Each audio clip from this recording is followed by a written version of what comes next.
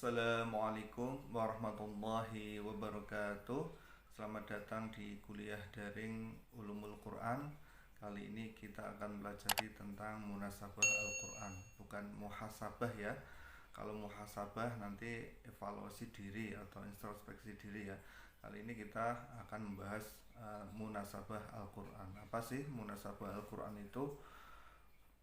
Yang dimaksud dengan munasabah ialah sebuah konsep di dalam ulumul Quran yang membahas tentang pemahaman makna ayat secara komprehensif dengan menghubungkan antara ayat-ayat sebelum dan sesudahnya, antara pembuka ayat dan penutup ayatnya, dan antara ayat dengan nama surah yang menjadi tema sentralnya. Konsep munasabah amat penting bagi para mufasir atau orang yang ingin mendalami tafsir Al-Quran ya. Karena orang yang tidak memahami munasabah sebuah ayat lalu fokus hanya memahami ayat itu, berpeluang terjadi salah penerapan atau miskontek. Pengertian dari munasabah Al-Quran secara etimologi, munasabah berasal dari akar kata yang mengandung arti satu, berdekatan, mirip atau menyerupai. Oleh karena itu, Imam Az-Zarkashi mengartikan ungkapan tersebut dengan dua orang yang mempunyai kemiripan atau kedekatan. Sedangkan menurut terminologi, munasabah adalah ilmu yang menerangkan hubungan antara ayat atau surat dengan ayat atau surat yang lain. Apakah hubungan itu berupa ikatan antara umum, dan khususnya, atau antara abstrak dan konkret, ataupun antara rasional dengan irasionalnya, atau bahkan antara dua hal yang kontradiksi. Jadi pengertian munasabah itu tidak hanya sesuai dalam arti yang sejajar, melainkan yang kontradiksi pun termasuk dalam pengertian munasabah, seperti sehabis menerangkan orang mukmin lalu menerangkan orang kafir dan sebagainya. Munasabah menurut para ahli, yang pertama menurut Mana Al-Qotan, munasabah adalah sisi keterikatan antara beberapa ungkapan di dalam satu ayat, atau antara ayat pada beberapa ayat, atau antara surat di dalam Al-Quran. Sedangkan menurut Ibnu Al-Arabi, munasabah adalah keterikatan ayat-ayat Al-Quran sehingga seolah-olah merupakan satu ungkapan yang mempunyai kesatuan makna dan keteraturan redaksi. Sedangkan menurut Al-Biqai, munasabah adalah suatu ilmu yang mencoba mengetahui alasan-alasan di balik susunan atau urutan bagian-bagian Al-Quran, baik ayat dengan ayat atau surat dengan surat. Macam-macam munasabah dalam Al-Quran, jadi beberapa macam munasabah hubungan di dalam Al-Quran. Yang pertama, munasabah antar surat dengan surat sebelumnya, misalnya Al-Fatihah dengan surat Al-Baqarah. Terus munasabah antar nama surat dan tujuan turunnya. Yang ketiga, munasabah antar bagian suatu ayat. Yang keempat, munasabah antar ayat yang terletak berdampingan. Yang kelima, munasabah antar suatu kelompok ayat dengan kelompok ayat di sampingnya. Yang keenam, munasabah antar fasilah atau pemisah dan isi ayat.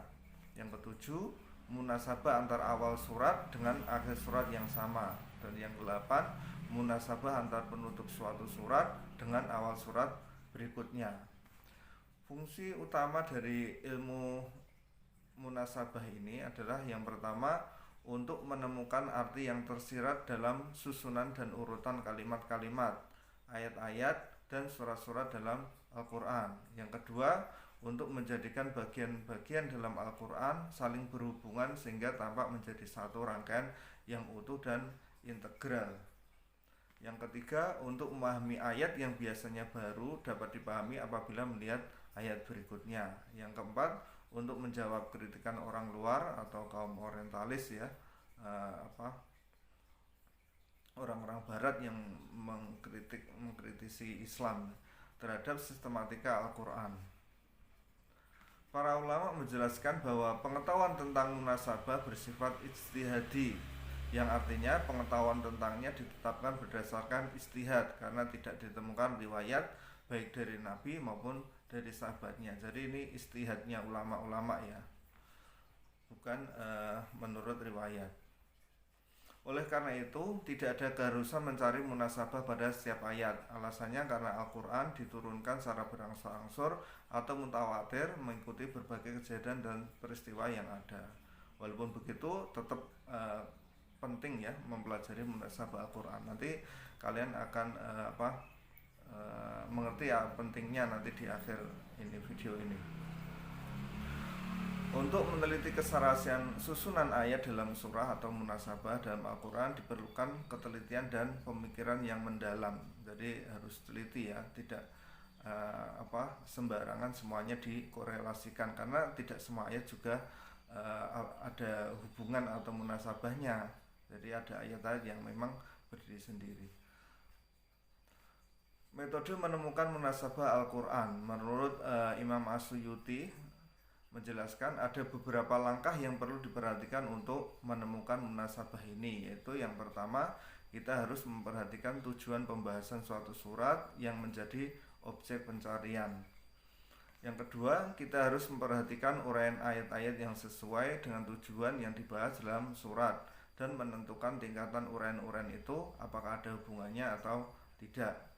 Ini langkah-langkahnya ya. Yang ketiga, dalam mengambil kesimpulannya, hendaknya memperhatikan ungkapan-ungkapan bahasanya dengan benar dan tidak berlebihan. Jadi harus mengerti balaghah juga. Urgensi mempelajari munasabah Al-Quran. Konsep munasabah amat penting bagi para mufasir atau orang-orang yang ingin mempelajari Al-Quran, mencari penjelasan dalam Al-Quran. Karena orang yang tidak memahami munasabah sebuah ayat lalu fokus hanya memahami ayat itu, berpeluang terjadi salah penerapan atau miscontext. Tidak bisa menerapkan teks pada konteksnya. Sebagai contoh dalam ayat Faqtul musyrikina haitsu wajadtumuhum waquduhum waqsuruhum waqmudu lahum kulla marsad. Yang artinya, bunuhlah orang-orang musyrikin itu di mana saja kamu jumpai mereka, dan tangkaplah mereka, kepunglah mereka, dan intailah di tempat pengintaian. Surat At-Taubah ayat 5. Ini potongan saja ya. Kalau ini sering juga disebarkan oleh kaum radikal ya. Potongannya tersebut sering diperkenalkan oleh kelompok radikal, khususnya kaum teroris, sebagaimana yang sering ditemukan di dalam buku-buku doktrin mereka. Sepintas ayat ini kelihatan sangat menyeramkan. Apalagi kata-kata al-musyrikun diartikan sebagai non-muslim. Jadi semua non-muslim ada ini ya, bisa dibunuh kan, serem banget ini ya. Itu artinya ada izin membunuh non-muslim dimanapun dan kapanpun. Tidak perlu ada rasa bersalah dan berdosa. Karena ayat ini menjadi dasar bolehnya membunuh dengan cara apapun mereka yang non-Islam, apalagi yang nyata-nyata memerangi Islam. Padahal ayat tersebut hanyalah potongan tengah dari ayat surat At-Taubah ayat 5. Jadi hanya potongan di tengah-tengahnya saja. Ayat sesungguhnya ialah yang artinya kurang lebih ini ya. Apabila sudah habis bulan-bulan haram itu, maka bunuhlah orang-orang musyrikin itu di mana saja kamu jumpai mereka, dan tangkaplah mereka, kepunglah mereka, dan intailah di tempat pengintaian. Jika mereka bertaubat dan mendirikan sholat dan menunaikan zakat, maka berilah kebebasan pada mereka untuk berjalan. Sesungguhnya Allah Maha Pengampun lagi Maha Penyayang. Surat At-Taubah ayat 5. Nah, ini lengkapnya surat At-Taubah ayat 5 seperti ini. Pemahaman yang bisa diperoleh melalui potongan tengah ayat dipisahkan dengan kata yang mengawali dan kata yang mengakhiri ayat itu. Ditambah lagi tidak dihubungkan dengan ayat-ayat sebelum dan sesudah ayat tersebut. Dan lebih parah lagi, tidak menyebut atau memahami sebab nuzul atau turunnya ayat tersebut. Nah, ini kalau sepotong-potong itu akan berbahaya sekali. Pemahaman ayat dengan cara demikian bisa membuat orang, khususnya orang yang telah mengalami proses doktrinasi, bisa melakukan berbagai tindakan nekat, radikal, dan terorisme, meneror ke masyarakat. Tetapi jika dibaca ayat tersebut secara utuh, lalu dihubungkan dengan konteks ayat sebelum dan sesudahnya, kemudian menyimak sebab nuzul turunnya ayatnya, maka pemahaman dan sikap yang bisa muncul sangat berbeda dengan sebelumnya. Ayat tersebut di atas sesungguhnya lebih menonjol sebagai ayat dakwah ketimbang sebagai ayat jihad atau peperangan. Perhatikan permulaan ayatnya, diawali dengan kata idza. Nanti kalian bisa ini ya, lihat di Al-Quran ya, surat At-Taubah ayat 5. Diawali dengan kata idza yang artinya apabila, berarti bersifat kondisional. Bagian penutup ayatnya diakhiri dengan penekanan sifat Allah yang paling dominan di dalam Al-Quran, yaitu sesungguhnya Allah Maha Pengampun lagi Maha Penyayang. Kata Ar-Rahim atau Maha Penyayang adalah sifat Allah paling dominan di dalam Al-Quran, terulang sebanyak 114 kali. Bandingkan dengan kata Al-Muntakim, Maha Pendendam, dan Al-Mutakabir, Maha Angkuh, hanya terulang masing-masing sekali di dalam Al-Quran. Jadi yang dominan itu sifat penyayangnya Allah ya. Perhatikan juga dengan ayat sebelumnya, ayat 4, ada syarat yang menetapkan jenis musyrik, pengkhianat perjanjian yang disasar ayat 5 di atas. Selanjutnya ayat sesudahnya, ayat 6, ada jenis musyrik yang justru harus dilindungi dan dikasihani. Sedangkan sebab nuzul ayat tersebut di atas itu menurut Imam As-Suyuti berkenaan dengan pelanggaran perjanjian damai yang dilakukan kaum musyrikin di Madinah pada saat bulan Muharram atau umat Islam dilarang berperang. Setelah bulan haram lewat, maka turun ayat ini mengizinkan umat Islam untuk berperang jika mereka dikhianati. Dengan demikian, ayat yang dijadikan contoh di atas justru untuk menekankan Islam sebagai agama kasih sayang dan penuh toleransi, bukannya agama yang menakutkan dan menebarkan rasa takut dengan ancaman pembunuhan dan kekerasan. Pemahaman munasabah ayat ini bisa mengeliminasi pemahaman radikal terhadap ayat tersebut. Permasalahan munasabah, berbagai sebab yang membuat permasalahan dalam munasabah adalah seringkali seorang mufasir mengkorelasikan suatu ayat padahal ayat tersebut tidak berhak untuk dikorelasikan, sehingga terkesan memaksakan ayat tersebut.